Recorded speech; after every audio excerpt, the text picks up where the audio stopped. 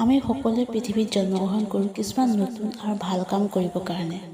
এই সময়কণ কোনো কাৰণতে হেৰুৱাব নালাগে। নিজক অলপ ডাঙৰ ভাবিবলৈ আৰু সপোন চাবলৈ আজাদি দিব লাগে। যিটো বস্তু আপোনাৰ প্ৰিয় সেইটো পাবলৈ বা সেই সপোনটো চাবলৈ আৰু পূৰা কৰিবৰ কাৰণে সাহস থকাটো সকলোৰে দৰকাৰ। তেতিয়াহে নিজৰ উদ্দেশ্যত উপনীত হ'ব পাৰিব। আপুনি নিজে বিচৰা কামটো কৰিবৰ কাৰণে সাহস গোটাই আগবাঢ়ক। কেতিয়াবা আপুনি ভাবি চাইছেনে সফলতা কি বা সফলতা কাক কয়?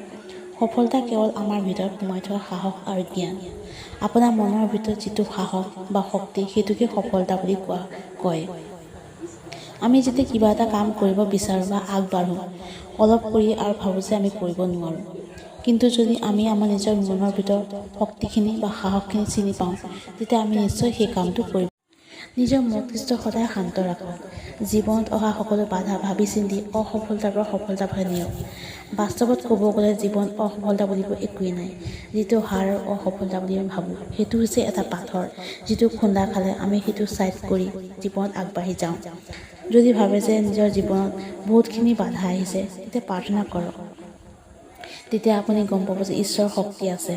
তেতিয়া আপুনি নিজৰ মনৰ ভিতৰত সকলো ভয় নাইকিয়া হ'ব। বাগিচাত পৰি থকা পখিলা দেখিছে, চৰাই মাত শুনিছে। এই সকলোবোৰ সৰু সৰু জীৱই আমাৰ মস্তিষ্ক শান্ত কৰিব পাৰে আৰু আগবাঢ়ি যোৱাত সহায় কৰে।